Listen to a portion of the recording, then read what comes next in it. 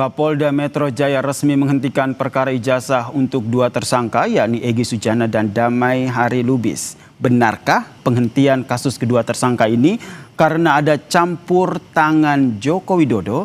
Dan apakah ini upaya ataupun sebagai skenario memecah belah kubu Roy CS? Kita bahas bersama dengan kuasa hukum Roy CS, Ahmad Kozinudin, dan Ketua Umum Kami Jokowi, Rasman Nasution, yang telah bergabung bersama kami di Kompas Petang. Selamat petang semuanya. Selamat petang. Assalamualaikum warahmatullahi wabarakatuh. Waalaikumsalam. Saya pertama ke Bang Kozin dulu. Pengen dengar nih gimana nih responsnya. Karena kalau kita lihat tepat seminggu pasca pertemuan di Solo, polisi akhirnya keluarkan surat SP3 untuk Egy dan juga Damai Lubis.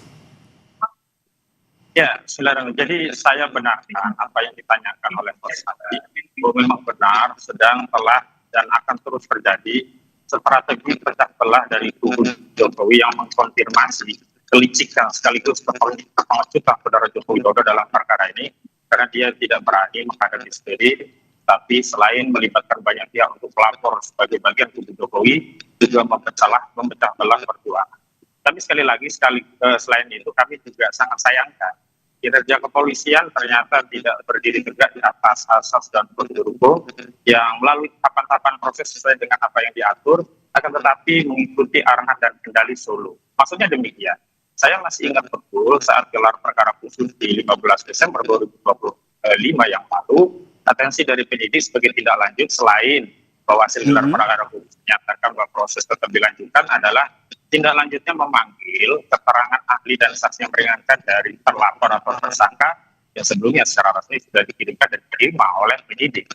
Jadi Anda melihatnya Bang Kozin, ini lebih kepada strategi pecah belah Jokowi untuk kubu Roy CS, begitu? Dan kalau sudah justru ini menindaklanjuti atensi Solo yang di mana penyidik tidak menindaklanjuti permohonan gelar perkara di mana harusnya pemeriksaan ahli dan saksi, tapi justru menindaklanjuti arahan Solo dengan mengeluarkan restoratif justice pertama, yang kedua melimpahkan berkas 3 orang, dan yang ketiga menindaklanjuti pemanggilan dari Kurnia Royani dan kawan-kawan. Dan saya mengkonfirmasi melalui Kompas bahwa Kurnia Royani dan kawan-kawan ini dipanggil untuk hari Kamis. Itu artinya pecah belah yang dilakukan oleh Jokowi itu sempurna, yakni menggunakan politik divide et impera. Kubu Egy Sujana yang kemudian memelas perdamaian diberikan hadiah dengan restoratif justice dan di SP3, sementara kubu yang dianggap tetap berjuang dan menentang kezaliman Joko Widodo, kebohongan Jokowi, kepalsuan Jokowi dianggap harus layak ditindaklanjuti dengan proses pidana. Dan di sini kinerja kepolisian justru mengikuti kehendak Solo, bukan berpijak. Tahan sampai di situ dulu Bang Kozin. Saya ingin minta tanggapan Bang Rasman nih, upaya restoratif justice malah dianggap ini sebagai upaya pecah belah nih. Gimana tanggapannya Bang? Pertama, saya tertawa geli ya. Nah, inilah kalau saya menduga ada pengacara yang menjadi pendamping klien tapi bersikap seperti kompor, tukang panas-panasi. Saya nggak mau masuk ke situ deh. Saya hanya mau bilang satu, Agustus lalu saya telah bertemu dengan Bapak Jokowi, menginisiasi agar ada pertemuan dengan Bapak Egy Sujana dalam rangka rekonsiliasi, dalam rangka silaturahim untuk penyelesaian di antara kedua tokoh ini. Kenapa? Karena saya sudah tahu dari awal bahwa Bang Egy tidak sepakat dengan urusan ijazah S1 Bapak Jokowi. Dia hanya mempermasalahkan ijazah SMA. Dan itu juga yang disampaikan oleh Ibu Ledaneti ketika dia tadi diwawancarai sebelum Bang Egy berangkat ke Kuala Lumpur untuk berobat atau ke Penang. Yang kedua, saya menghargai ya dan sangat bersyukur bahwa Bang Egy hari ini dan Bang Damai Hari Lubis telah mendapatkan surat penghentian penyidikan. Pertanyaannya, apakah ini menjadi kewenangan dari penyidik? Ya. Ketika 2 orang yang berseteru atau lebih dari 2 orang yang berseteru, ada proses hukum, keduanya sepakat untuk berdamai, maka penyidik dapat melakukan untuk menghentikan. Ini kan aturan hukum, bukan rekayasa. Jadi tidak ada yang disebut dengan pecah belah oleh Bapak Jokowi. Pak Jokowi itu wait and see. Saya pastikan Kurnia dan kawan-kawan jika ingin datang ke kediaman Bapak Jokowi, welcome. pintu terbuka. Itulah negarawannya seorang Bapak Jokowi. Berarti ada Jangan kemungkinan bilang ya, memecah Bung belah. Rasman, maaf saya potong. Ini kalau kita lihat ini kan sebenarnya ada 2 klaster begitu. Klaster pertama dan juga ada klaster kedua begitu. Klaster pertama yaitu Egy dan juga Damai Lubis ini dan juga Kurnia yang sudah diberikan restoratif justice, yaitu Damai dan juga Egy, baru 2 yang diberikan. Jadi kalau menurut Anda ada niat baik dari klaster yang lain datang untuk meminta maaf, kemungkinan akan diberikan juga restoratif justice? Yes, saya sebelum dialog ini dimulai masih komunikasi dengan Solo. Ketika di salah satu program TV swasta, saya juga ngomong, halo Mas Roy dan kawan-kawan, datang, kalian masih ditunggu oleh Pak Jokowi. Untuk apa? Silaturahim. Ini membuktikan bahwa Pak Jokowi negarawan, pemaaf. Ya, sehingga jangan ada bahasa yang mengatakan memecah belah. Tidak ada yang memecah belah. Kalian yang sudah terpecah belah dari awal. Oke, Bung Rasman. Saya minta tanggapan dari Bung Kozin. Silakan. Ya, jadi baru kami ketahui sebenarnya juga sudah lama kami ketahui niat-niat pengkhianatan itu sudah disusun secara lama. Tapi qadarullah Allah Subhanahu wa taala membongkar dan akhirnya itu ditutup bocorkan oleh kubu Jokowi. Sebenarnya kubu Egy Sujana dan Damai Hari Lubis tak senang dengan itu, tapi memang mereka sudah masuk ke perang jahat Jokowi. Bicara soal negarawan, harusnya kalau memang konsisten negarawan, sejak Bambang Tri dan Gus Dur tidak perlu masuk penjara soal urusan ijazah ini. Faktanya keduanya divonis 6 tahun penjara dan menjadi 4 tahun saat banding begitu.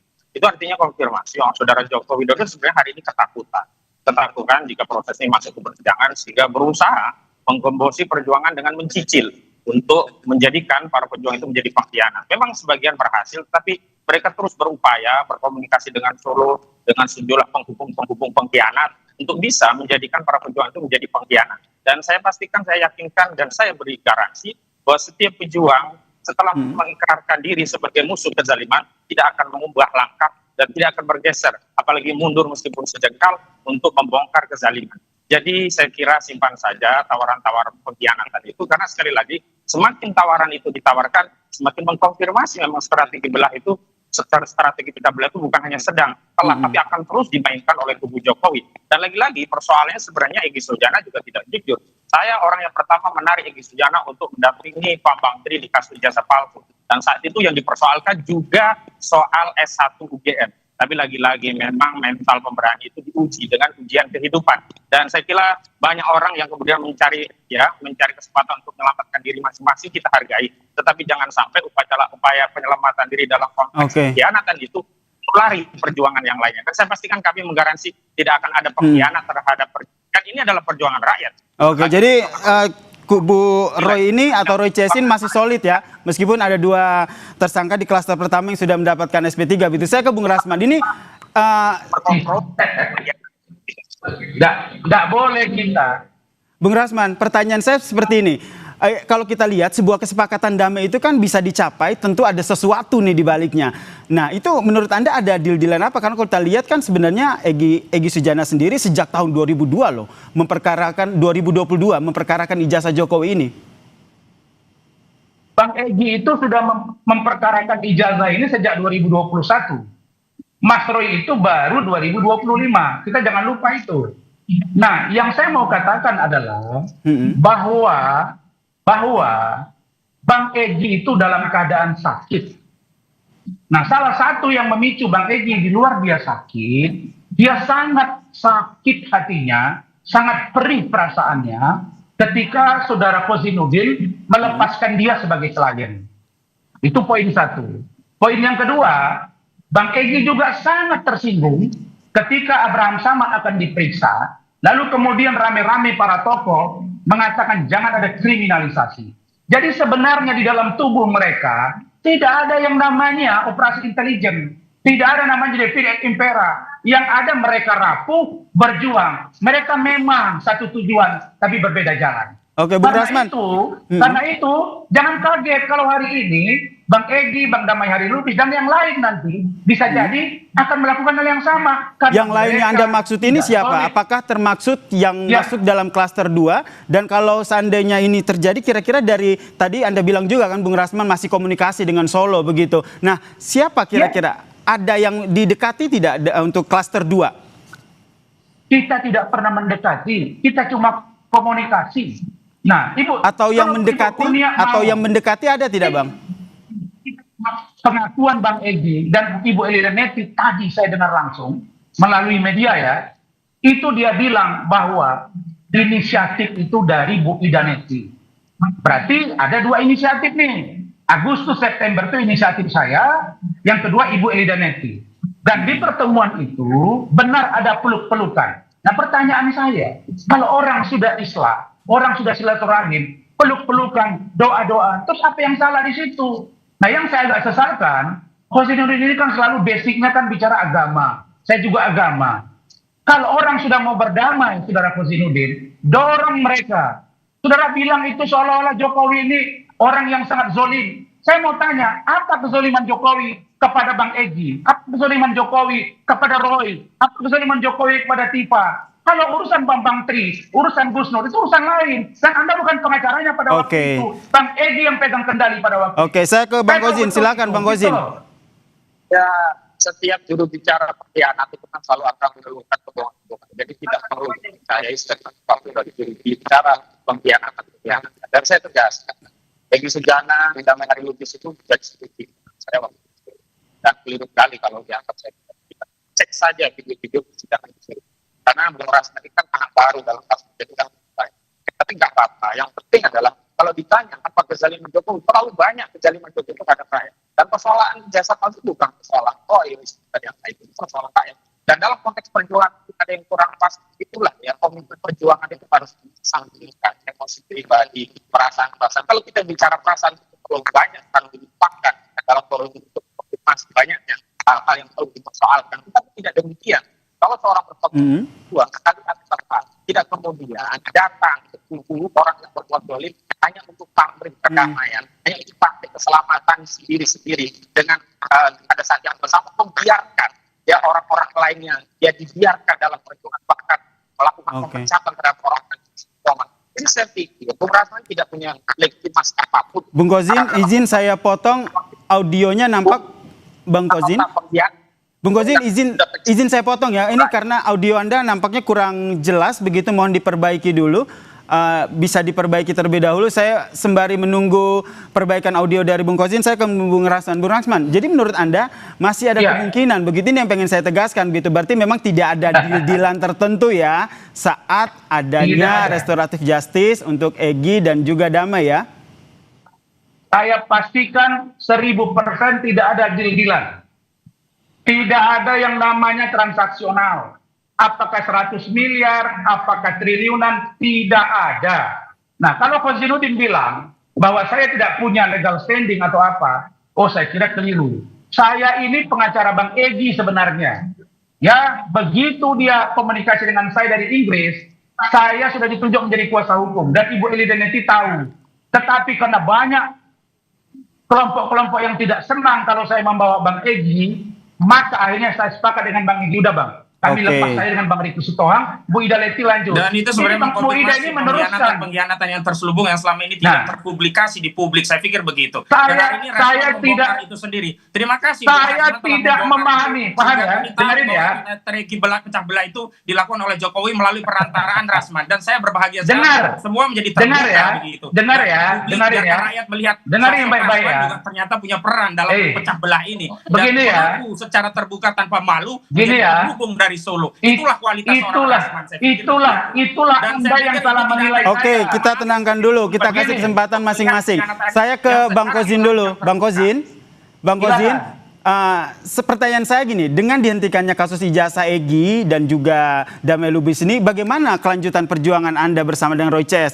Apakah masih solid? Tidak mempengaruhi sedikit pun, kan ini kan prosedur biasa. Kemarin yang kedua diperiksa juga biasa, tidak ada penahanan. Ini juga akan lanjut pemeriksaan biasa. Justru yang kami tunggu adalah membongkar, menguliti ijazah Jokowi di persidangan. Dan itu yang harusnya dilakukan, bukan kemudian memecah belah. Tapi kami sadar bahwa kubu Jokowi tak ingin dan tak berani masuk ke forum itu karena ketahuan bahwa banyak ya yang bukti-bukti pada akhirnya mengkonfirmasi ijazah itu bermasalah. Misalnya di Solo Jokowi tidak berani membawa bukti asli. KIP menegaskan bahwa ijazah Jokowi adalah ijazah yang maksudnya itu informasi publik. Sebelumnya Jokowi sendiri mengkonfirmasi tidak punya wewenang, tidak punya hak untuk menunjukkan ijazah. Tetapi KIP telah mengkonfirmasi bahwa dokumen ijazah itu adalah dokumen publik. Saya pikir kami bahagia, bangga karena Allah SWT telah menunjukkan mana al-haq dan al-batil. Dan selamanya al-haq dan al-batil itu tidak bisa berdamai. Tidak seperti klaim Rasman yang mendamaikan al-haq dan al-batil, itu nggak bisa. Nggak berguna sama sekali, nggak punya legitimasi sama sekali, dan kami lebih memilih untuk terus berada di parit-parit perjuangan ketimbang berdamai dengan terus melanjutkan perjuangan masih solid. Bung Rasman gimana? Apakah ini benar nih Jokowinya panik? Sudahlah, tidak usah kita bicara adab yang hak dan yang batil. Saya mau kasih tahu kapan putusan pengadilan bahwa Pak Jokowi itu berlaku zolim, berlaku batil. Dengarin ya, dengarin dulu saya ngomong dong. Saya ngomong dulu, bisa nggak nih? Saya ngomong dulu. Nggak punya kemampuan kau untuk. Bang Kozin, izin kita kasih kesempatan dulu ke Bung Rasman. Ada bertanya dikasih tahu. Saya bisa ngomong nggak saya? Oke, Bung Kozin, tahan dulu ya. Kita kasih kesempatan dulu ke Bung Rasman. Gini. Inilah kalau orang baru belajar masuk TV. Inilah belajar kalau orang belajar masuk TV. Baik, saya tengahi dulu, Bung Kozin, Bung Rasman. Bung Kozin, Bung Rasman. Oke, tenang dulu. Oke, Bung Kozin, tenang dulu. Kita kasih kesempatan ke Bung Rasman dulu. Silakan, Bung. Saya begini, menurut saya, kalau kita melihat seseorang berlaku zolim, maka ajaklah dia bagaimana dia berlaku menjadi baik. Cara pendekatannya dalam Islam, setahu saya. Dengarin dulu ya. Bung Rasman. Dengarin. Oke. Apalagi hanya seorang Rasman Nasution. Oke, kita tahan dulu. Bung Kozin, Bung Rasman. Saya mau konfirmasi dulu ke Bung Rasman. Oke, baik. Mohon. Pelapor. Baik. Anda bukan kuasa hukum tim kami juga. Oke. Boleh tenang dulu Bapak-bapak, Abang-abang? Oke, saya ke Bung Rasman. Bung Rasman, tadi pertanyaan saya, Bung Kozin kan bilang ini karena bentuk kepanikan dari Joko Widodo. Tolong itu dijawab dulu, Bang. Saya pastikan Pak Jokowi tidak pernah panik. Nah, kalau Kozainuddin bilang Pak Jokowi tidak mau masuk ke persidangan, lah ada sekarang 6 orang lagi tersangka yang akan dibawa ke persidangan. Monggo, kita buktikan kan klaster 1 masih ada 3. Klaster 2 masih ada 3, 6 orang lagi. Emang siapa yang takut? Tidak perlu kemudian mengajak yang lainnya untuk ikut berkhianat sebagaimana yang sudah dikomunikasikan ada hubungan dengan Solo. Jadi menjadi jelas ada juru bicara pengkhianatan dalam perjuangan ini, dan kami. Saya ke Bung Rasman, mohon tenang. Saya ke Bung Kozin. Bung Kozin, saya ingin konfirmasi, emang ada kekhawatiran dari kubu Roy ini akan ada yang berkhianat lagi? Oh tidak, justru kami mengkhawatirkan kubu Jokowi semakin membuka aib tentang manuver-manuver kegalauan mereka, pecah belah mereka, semakin rakyat tahu. Dan kami khawatir institusi penegak hukum lagi-lagi masih menjadi alat kendali Solo, walaupun Jokowi sudah tidak menjadi presiden lagi. Dan kami kasihan kepada seluruh rakyat, ternyata kita ditelanjangi dengan tontonan hukum yang tidak lagi bersandar kepada asas dan prosedur hukum, tapi mengikuti agitasi dan kendali Solo. Jadi saya kira itu yang kemudian perlu dikhawatirkan oleh seluruh rakyat, bukan hanya kubu kami dalam konteks persidangan. Boleh nggak saya jawab? Ini hal yang biasa saja kok. Proses dilimpahkan itu biasa. Rasman saja yang ingin memanfaatkan untuk menjadi juru bicara pengkhianatan agar bisa menarik kubu yang lainnya untuk ikut jejak Egy Sujana dan Damai Harilubis. Bukankah hal yang natural ataupun itu sudah sesuai dengan aturan undang-undang kalau adanya restoratif justice di KUHP juga tertulis begitu, Bung Kozin? Iya, tidak penting lagi juga masalah KUHP yang baru, apalagi akan sangat menguntungkan klien kami karena pasal-pasalnya tentu akan dikenakan pasal yang lebih menguntungkan bagi tersangka. Itu kan biasa saja dan tentu menjadi tidak biasa karena hal ini diglorifikasi oleh kubu Jokowi untuk merealisir tujuan politik pecah belahnya kubu Jokowi dari Solo, dan termasuk Rasman ada di antara kubu pecah belah itu. Begitu menurut kami. Baik, terakhir ke Bung Rasman, mau saya konfirmasi lagi nih, apakah penghentian penyidikan 2 tersangka kasus ijazah Egy dan juga Damai ini ada cawe-cawe Jokowi? Sangat tidak ada. Justru kami sebenarnya ketika tampil di salah satu program TV Selasa lalu, kita sebetulnya teman-teman itu sudah pada kurang nyaman. Kenapa ada bahasa-bahasa sebutan Firaun, ada bahasa-bahasa Nabi Musa, dan lain-lain dengan membawa Al-Quran. Kita sebetulnya diskusi, apakah ini akan terus apa tidak? Karena masih ada lecumanan pelapor. Tapi besoknya begitu Pak Jokowi tampil, disinilah kenegarawan dia. Apa dia bilang Pak Jokowi? Saya menghargai silaturahim Bapak Profesor Egy Sujana dan Bapak Damai Hari Lubis beserta pengacaranya Ibu Edi Danetti. Saya meminta mempertimbangkan untuk lakukan restoratif justice oleh kepolisian. Clear sampai di situ. Jadi saya hanya mau bilang, kalian Kozinudin, rapatlah kalian, koreksilah tim kalian, solidkan supaya jangan kalian tuduh orang besok memecah belah. Kalian ini sekarang sudah tidak solid lagi. Baik. Kalian sudah begini saja sudah digoyang. Bung Kozing, Bung Rasman, Bung Rasman, mohon maaf sekali karena waktu kita yang terbatas. Saya harus menutup diskusi kita kali ini. Tenangkan diri kalian. Koreksi diri kalian. Bung Rasman, Bung Kozin. Baik. Terima kasih banyak karena waktu kita terbatas, kita harus menyudahi diskusi kita ini. Nanti kita lanjutkan di waktu lainnya di Kompas Petang. Terima kasih Bung Ahmad Kozinudin dan juga Bung Rasman Nasution telah berbagi perspektif dan informasinya di Kompas Petang. Salam sehat semuanya.